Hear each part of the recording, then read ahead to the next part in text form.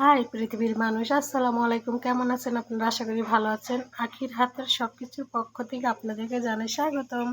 চলে আসলাম আরও নতুন একটি ভিডিও নিয়ে। আর এই ভিডিওতে থাকছে লোভনীয় কিছু রান্নার অংশ। আশা করি প্রতিটা রান্না আপনাদের অসম্ভব ভালো লাগবে। দেখতে থাকুন। আর কার কোন রেসিপিটা পছন্দ হয়েছে, যদি ফুল রান্না দেখতে চান অবশ্যই কমেন্টস করে জানাবেন।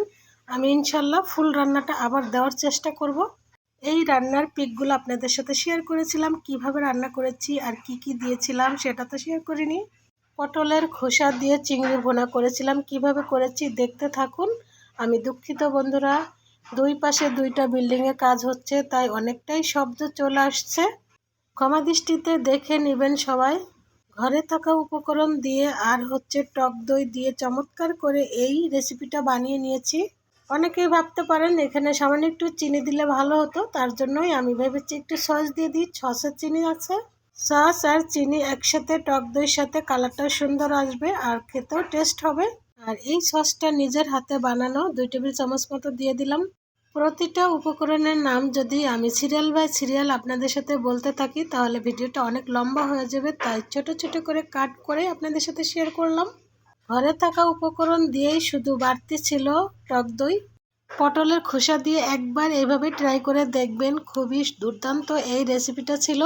ধৈর্য ধরে এই ভিডিওটা সবাই দেখবেন। এখানে লোভনীয় কিছু রান্নার অংশ এখানে অ্যাড করা হবে। ছোট ছোট বেশ কিছু লোভনীয় রান্না আমার জমে গেছে, তো ভাবছি একই ভিডিওতে কাট করে করে আপনাদের সাথে শেয়ার করে দিই। ফাইনালি চিংড়ি আর পটলের খোসা দিয়ে রান্নাটা দেখলেন, এখন দেখবেন মাছের ডিম রান্না। রুই চিতল মাছের ডিম একসাথে করে হাত দিয়ে চেটকে আমি খুব সুন্দর করে মশলা কষিয়ে এভাবেই রান্নাটা করে নিয়েছি। এই মাছ ভুনার পিকটাও আপনাদের সাথে শেয়ার করেছি, কিভাবে বসিয়েছি সেই অংশটা একটু শেয়ার করে দিলাম। আরও চমৎকার এই যে আরেকটি রান্না, আমার ভীষণ পছন্দের একটি রেসিপি এটা।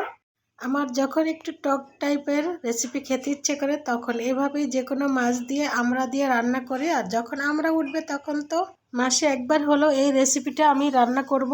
এখন আমড়ার সিজন, যারা এখনো ট্রাই করেন নাই এভাবে যে কোনো মাছ দিয়ে খেতে পারেন। ইলিশ মাছটা দিয়ে বেশি ভালো লাগে। আমি রান্না করেছি পাঙ্গাস মাছ, খুব সুন্দর করে ভেজে দারুণ করে রান্নাটা করে নিয়েছি। দেখেই বুঝতে পেরেছেন কতটা লবণীয় হয়েছে। আমরা এমনিতেই সুস্বাদু একটি ফল, যেভাবেই খাবেন সেভাবেই ভালো লাগে, আর রান্না করে খেলে আরও ভালো লাগে। আমরার সাথে পাঙ্গাস মাছটাও খুবই ভালো যায়, ইলিশ মাছের মতো, খেয়ে ট্রাই করবেন। একই দিনে এই লোভনীয় দুইটি রান্না করেছিলাম। এইখানে বেশি করে পেঁয়াজ দিয়ে ছোট টাকি মাছ ভুনা করেছিলাম চমৎকার করে। আশা করি এই রান্নাটাও ভালো লাগবে। সাথে ছিল কাঁঠালের বিচি ভর্তা, দুর্দান্ত মজার হয়েছিল।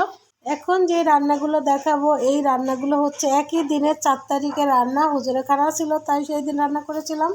অবশ্য আমি বেশ অসুস্থ ছিলাম, সেই অসুস্থ নিয়ে রান্নাটা করেছি। খুব ভালোবেসেই রান্নাগুলো করেছিলাম, হুজুর খাবে বলে কথা। তো আমার রান্নাটা সাকসেসফুল হয়েছে, হুজুরকে অনেক প্রশংসা করেছে। আশা করি আজকের প্রতিটা রান্না আপনাদের কাছে ভালো লাগবে। আর যদি ভালো লাগে অবশ্যই আমার পরিবারের পাশে থাকবেন। নতুনভাবে শাক ভাজি করে খেয়ে দেখবেন, অনেকভাবেই তো খেয়েছেন, একবার এভাবে একটু খেয়ে দেখবেন। শাকের সাথে রসুন কুচি, পেঁয়াজ কুচি, কাঁচামরিচ কুচি, লবণ আর সামান্য একটু হলুদের ফাঁকি, মরিচের ফাঁকি দিয়ে ওদিকে গরুর মাংসটাও মেখে রেখে দিয়েছি সব ময় মশলা দিয়ে।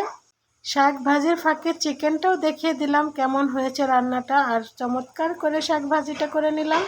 চাইলে কাঁচামরিচটা রসুন পেঁয়াজের সাথেও ভেজে এভাবে বাগার দিতে পারেন, খুবই দুর্দান্ত হয়। যে কোনো শাকের সাথে সামান্য একটু হলুদ ফাঁকি আর মরিচের ফাঁকি দিয়ে শাক ভাজি করে খেয়ে দেখবেন, চমৎকার লাগে। এদিকে মাছটাও খুব সুন্দর করে বেশি করে পেঁয়াজ দিয়ে ভুনা করে নিয়েছি। ফাইনালি গরুর মাংসটাও রান্না করে নিয়েছি। এই রান্নাগুলো একই দিনে করেছিলাম 4 তারিখে। এখন যে রান্নাগুলো দেখবেন এগুলো কালকে রান্না ছিল। চলেন কালকে কি রান্না করেছিলাম সেটাও শেয়ার করে দিই। এই যে দেখেন, দুর্দান্ত করে কলা দিয়ে কাতল আর রুই মাছের ডিম রান্না করেছিলাম। এই রেসিপিটা আমার শাক খেয়ে বলছিল মাশাল্লাহ খুব ভালো লাগছে, তো মাছটা খেতে খুবই দুর্দান্ত হয়েছিল নাকি। এই রেসিপির সাথে আরেকটি রেসিপি রান্না করেছি অফ ক্যামেরায়, সেটা পাঙ্গাস মাছ দিয়ে করলা, কাঁঠালের বিচি, আলু দিয়ে দুর্দান্ত এই রান্নাটা হয়েছিল। এখন দেখবেন আজকে আমি কি রান্না করেছিলাম দুপুরবেলা। শাপলা এনেছিল, তো সেই শাপলা দিয়ে টাকি মাছ ছিল, তো ভাবলাম টাকি মাছ দিয়ে শাপলা দিয়ে রান্না করি, ভালোই লাগবে, খেয়ে দেখবেন, খুব ভালো হয়েছিল। বেশ কিছু পেঁয়াজ ভালো করে হালকা বাদামি কালার করে ভেজে নিয়ে মাছগুলো দিয়ে বেশ কিছুক্ষণ ভেজে নিয়েছি। তেলের উপরে না ভাজা না কষানো, ওভাবেই রেখে আদা রসুন বাটা দিয়ে পরিমাণ মতো বেশ কিছুক্ষণ কষিয়ে একটু পানি দিয়ে এখন এক এক করে সব গুঁড়ো ফাঁকিগুলো দিয়ে দিলাম। জানি না শাপলা কেউ পছন্দ করেন কিনা, আমার কাছে খুবই ভালো লাগে আর আমার পরিবারের সবাই শাপলা খুব পছন্দ করে। আমি যেভাবেই রান্না করি সেভাবেই সবাই পছন্দ করে। ইলিশ মাছ থেকে নিয়ে যে কোনো মাছ দিয়ে এই রান্নাটা করে ট্রাই করে দেখতে পারেন, খুবই দুর্দান্ত হয়। আশা করি এই ভিডিওর প্রতিটা রান্না আপনাদের কাছে অনেক অনেক ভালো লাগবে। আর যদি ভালো লেগে থাকে অবশ্যই ট্রাই করে দেখবেন। সবাই ভালো থাকেন, সুস্থ থাকেন আর এভাবেই আমার পরিবারের পাশে থাকবেন। আশা করি আমি আপনাদের পরিবারের পাশে থাকবো। এখন মোটামুটি সুস্থ আছি, একটু ঠান্ডা জ্বর আসছিল, আমার ভয় শুনেই বুঝতে পারছেন মোটামুটি এখন অনেকটাই সুস্থ। তো আবার আগের মতো ভিডিও ছাড়া হবে, সবার ভিডিও দেখা হবে ইনশাল্লাহ। এই বলে বিদায় নিচ্ছি, আবারও দেখা হয়ে যাবে নতুন কোনো ভিডিওতে। সেই পর্যন্ত সবাই ভালো থাকেন, সুস্থ থাকেন, আল্লাহ হাফেজ।